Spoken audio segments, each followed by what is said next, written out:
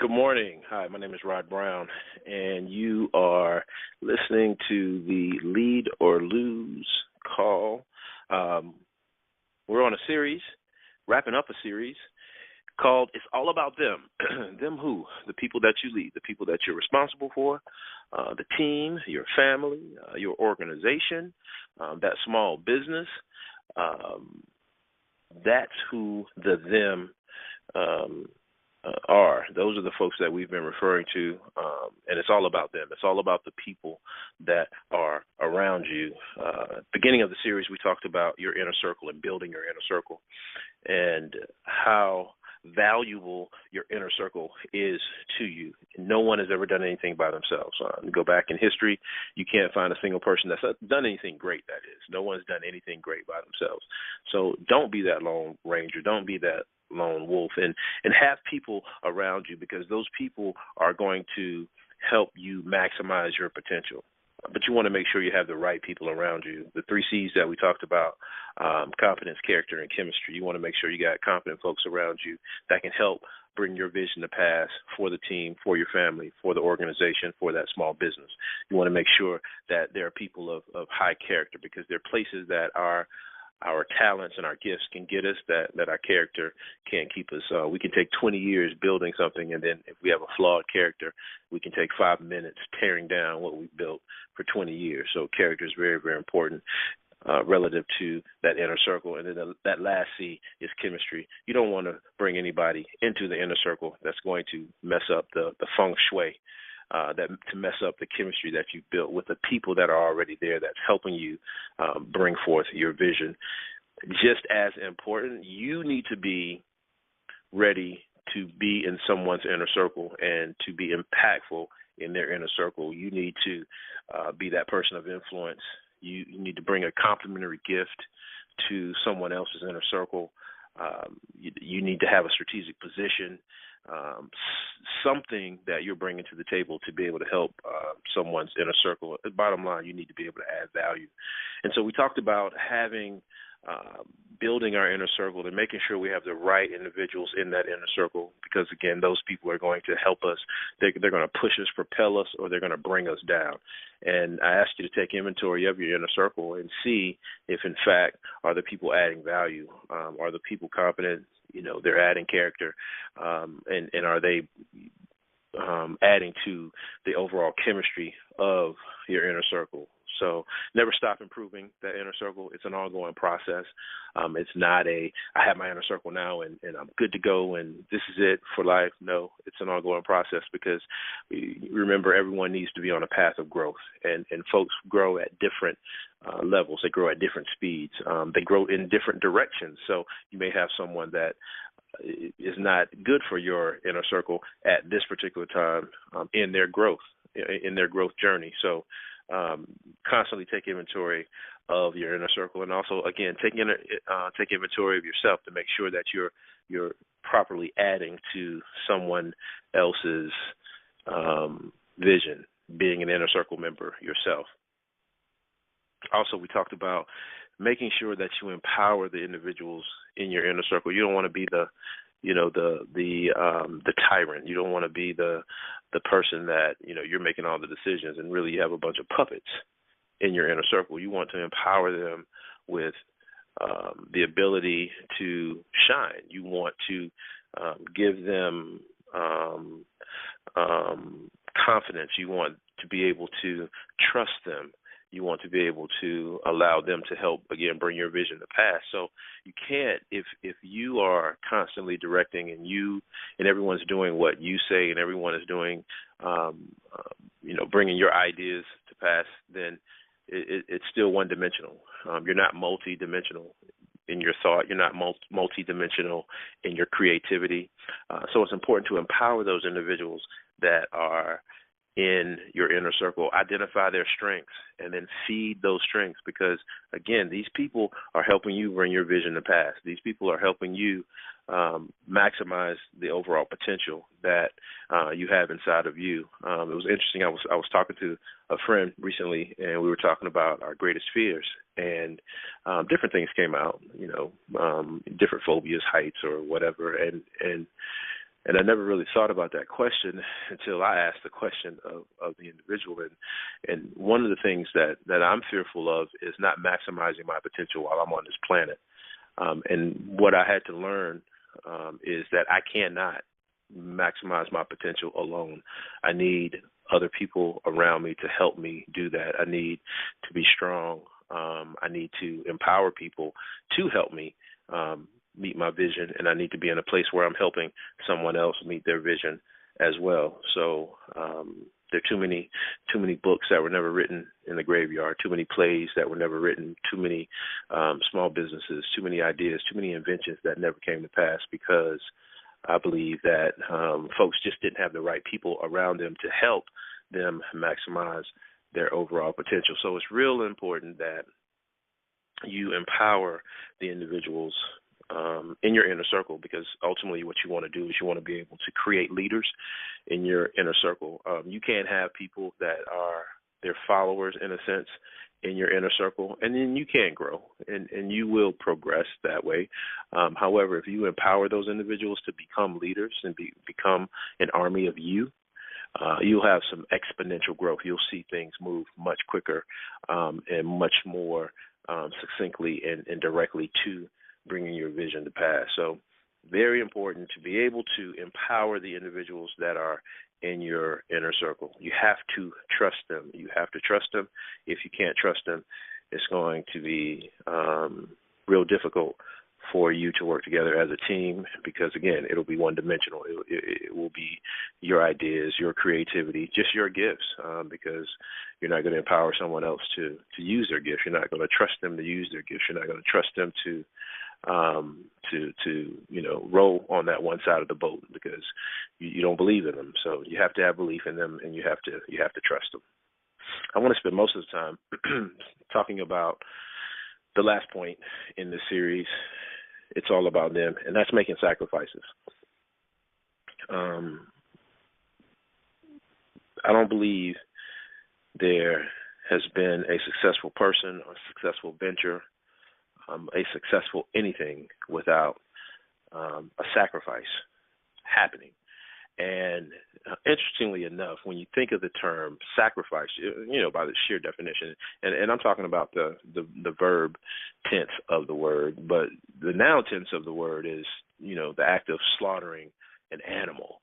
So you think of, the lamb going to slaughter when you think of, when you think of sacrifice. Which is a negative connotation because, you think of sacrifice, you think of blood, you think of the lamb getting, chopped up, and it's not a pretty picture.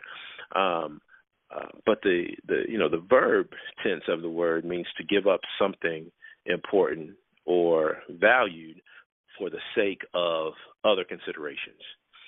And what's interesting is there could be something that's negative that you need to give up, that you need to sacrifice for the team, that you need to sacrifice for your vision. So it could be an undisciplined life. It could be an undisciplined fitness routine. You need to be in shape. You need more energy so that you can be more creative, and so you can work harder and you can, grind harder and focus more on the vision. But you're always tired, and so instead of coming home and getting on the couch, well, you're going to sacrifice that couch time and you're going to work out, and which will ultimately, help you get in better shape and give you more energy, and then again, just help you, work harder towards that vision. So the sacrifice doesn't necessarily mean don't all the time, like I do or like I used to, think this is a blood offering, this is a blood sacrifice. As a leader, I'm going to be giving blood all the time. Well, no, you'll be giving up some things, or you should be giving up some things that will propel you closer to your dream, propel you closer to your vision, and definitely propel you ultimately in leadership. In order for you to increase as a leader, you have to give up. You have to give up. In order for you to go up, you have to be someone that's giving up something. And intuitively, you will know what that something is at a particular time. Again, there's there's absolutely no success without sacrifice, none whatsoever. You can't find a situation or a circumstance where that situation or circumstance has deemed to be successful and there not have been some sacrifice along the way. You will, as a leader, be asked to give up more. You will work harder. You will work longer. You will be the example, or you should be the example. What you don't want to do is you don't want to be the guy that, I don't know if you remember the story, excuse me, not too long ago, there was a ship that, I think it was a cruise ship, maybe last summer or a couple summers ago, that the cruise ship sank. I'm not sure if it hit a rock or what caused it to sink, but the cruise ship it sank, and there were people jumping off the ship, swimming to lifeboats, trying to swim to be rescued, trying to grab onto things to continue to float, and as when it came out in testimonies and things like that, the question was, where was the captain? And the captain was on the dock. The captain was watching the whole thing unfold. You don't want to be that person as a leader. You don't want to be the person on the dock watching the ship sink. You want to be the person that's helping people get off the ship. If the ship is sinking, you want to be the person that's leading, that's calming people down. You want to be the person with a stalwart attitude. You want to be that person who is leading this turmoil. You don't want to be that person up on the dock watching people die, watching the ship go down. You want to make sure people are off the ship before you get off of the ship, right? So you're going to give up more as a leader. It's interesting, as a leader, your responsibility increases, but your rights decrease. I'll say that one more time. As a leader, your responsibilities will increase, but your rights decrease. As a leader, the folks that are around you, the folks that are closest to you, the folks that are following you, they actually have more rights than you do, because again, it's your vision that that folks are helping you bring to pass. So they automatically, in the grand scheme of things, they have more rights than you. So as the leader, you are responsible for everything. You're responsible for the rise and you're responsible for the fall. So in that role of responsibility, you're giving up a great deal of rights to make sure that everyone on the team, that everyone in your organization, everyone in the family can maximize who they are for that, for the ultimate goal, for the ultimate vision. So your responsibilities increase, but your rights decrease. So you may have to sacrifice time. You may have to sacrifice a weekend. You may have to sacrifice a particular task. You want the right people doing certain tasks. So I don't suggest that you're on a camping trip and everybody's tired and you jump up and say, hey, I'll put the tent up, when you know you're not the best person to put the tent up because your tent building skills are horrible. So you want Johnny, who is the best tent builder, to build a tent. And what you may do is you may not go take a nap like everyone else is doing, and you may get up and go help Johnny build that tent. And that's in the simplest form of what I mean by having more responsibility but less and having less rights. But I think you get the picture. You are the person that people are looking to lead the organization, to lead the team, to lead the family. So if you're the person that they're looking to, they expect certain things from you, and you will have to give up some of your rights.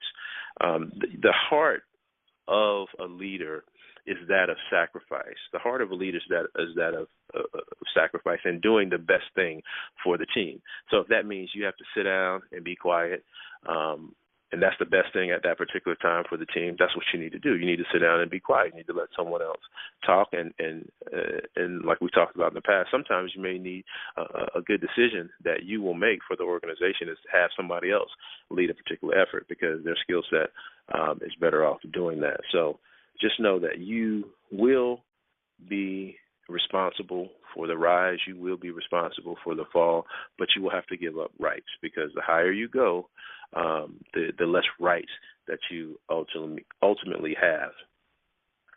And it's not a one-time thing. You must continually give up to go up. So if you want to go to another level, you must continually be in the spirit of giving up, in the spirit of sacrificing, in order for you to go up. If you're enjoying success today, think about it this way. This is my last point. If you're enjoying success today, that means you're resting in someone else's sacrifice. And if you don't do anything else, pay that forward.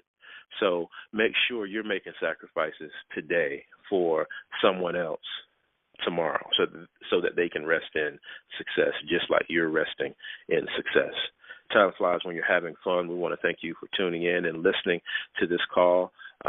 We thoroughly enjoy your support, and we thoroughly enjoy bringing you these series.